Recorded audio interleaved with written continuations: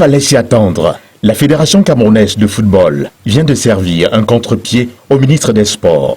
Le comité exécutif d'urgence, réuni ce mercredi 8 mai 2024 au siège de cette instance, a procédé à la nomination de nouveaux membres de la structure d'encadrement de la sélection nationale masculine A. Sur l'ensemble des responsables de l'ancien staff nommé par le ministre des Sports, seul Marc Brice et ses 2 assistants ont été maintenus. Pour une première fois au Cameroun, une fédération sportive tient tête au ministère de tutelle dans un contexte où des autorités sont habituées à violer les lois en toute impunité. À travers la nomination du nouveau staff des Lions Indomptables, Samuel Eto'o-Fils rappelle à Narcisse Mouel-Kombi, l'agrégé de droit, qu'il est du ressort de la Fédération camerounaise de football de nommer ses responsables selon un décret de 2014 signé par le président de la République. Au sein de l'opinion, la décision du comité exécutif d'urgence de la FECAFOOT est diversement appréciée. Pour moi, cette décision-là, vraiment, c'est comme un défi. Mais comme nous sommes dans un état de droit, nous sommes dans un état, nous sommes au-dessus de l'état. Je pense qu'il va se plier. Parce qu'il n'est pas normal de défier l'état.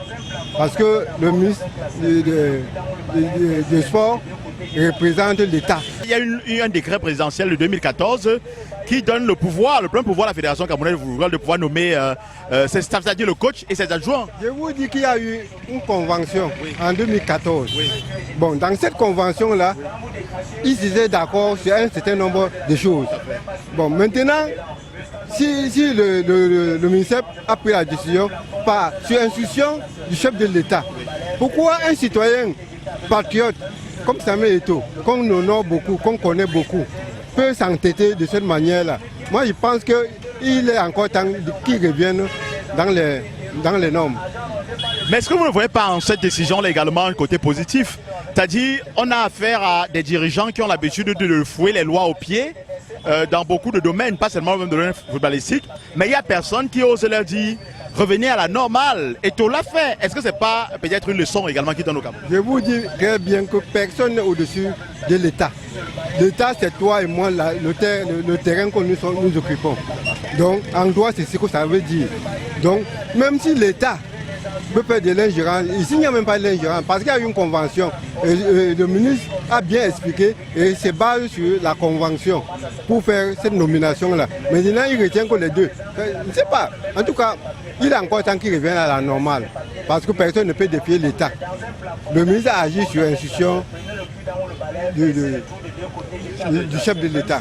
Vous pensez si Eto'o s'entête à maintenir cette décision, c'est-à-dire la décision de la nomination de ce nouveau staff, il va s'attirer des ennuis, ça peut lui coûter cher? Non, je suis sûr que non, il n'aura pas les ennuis, mais je pense qu'il va lui-même donner raison à l'État. Et il va dire que je suis citoyen camerounais, je gère une fédération. Donc, comme la fédération est souvent sponsorisée par l'État, je ne sais pas. Le ministre a été clair, donc le carnaval que le ministre a donné, ça va se respecter. Et il y aura la paix entre les deux. Pour moi, je suis Samuel Eto'o, non, ça ne m'inspire pas. Parce qu'il ne faut pas faire le bras de fer avec d'abord son papa qui est notre ministre. De laisser le ministre essayer aussi, pour cette fois-ci, qu'il puisse attendre, pour que nous tous nous souhaitons, pour que cette équipe de ministres puisse prendre tranquillement les choses.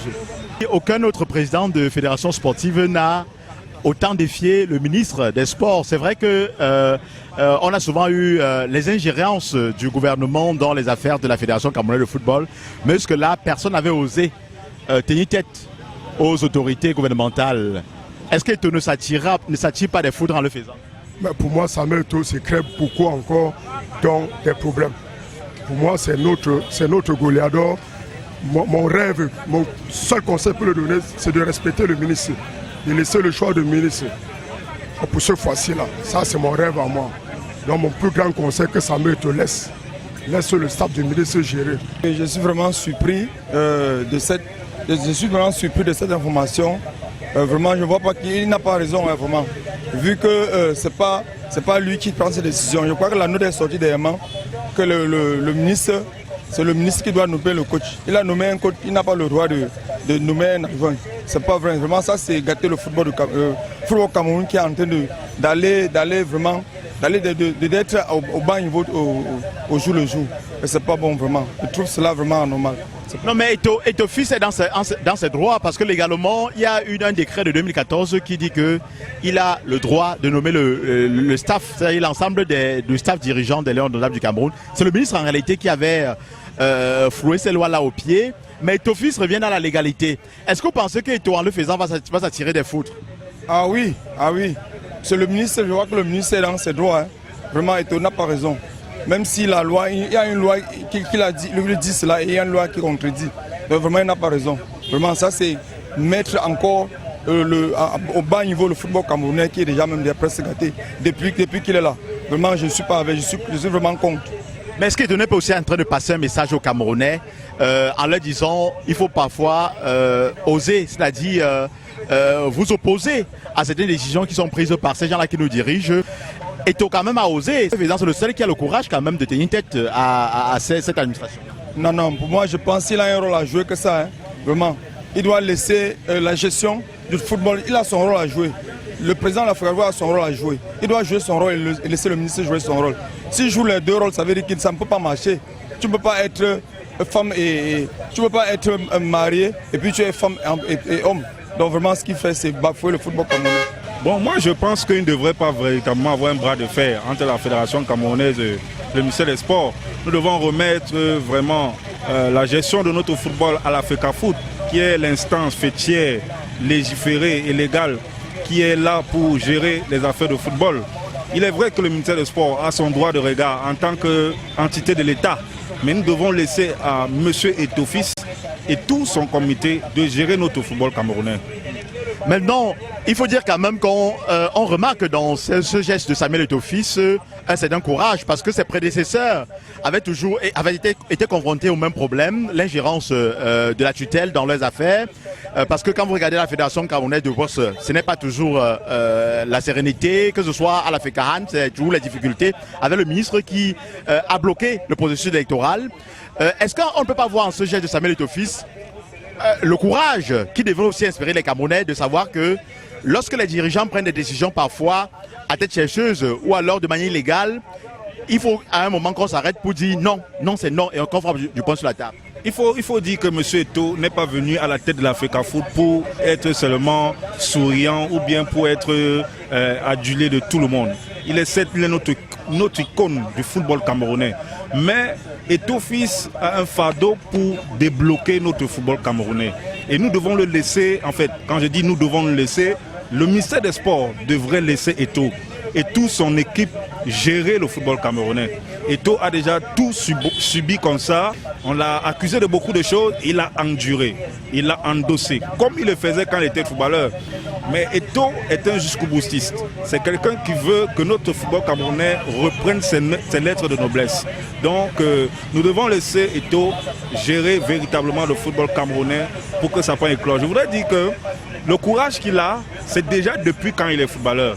Donc ça veut dire que maintenant, dans l'aspect maintenant administratif, ce même courage le prend, pas pour être en rébellion contre l'instance du football qui est le ministère des Sports, mais je voudrais dire, pas sans rancune ou bien sans prétention au ministre des Sports, de s'occuper aussi des autres domaines sportifs qui ont aussi les problèmes. Et M. Eto'o, laissons-le gérer le football camerounais et il n'a pas beaucoup de temps, il n'a pas encore beaucoup de temps à la tête du football camerounais. Il vient juste de prendre la présidence de l'Africafoot. Donc laissons-le s'exprimer et laissons-le ambitionner tout ce qu'il ambitionne pour que notre football camerounais reprenne ses lettres de noblesse. Laissons-le travailler dans une atmosphère de pudeur.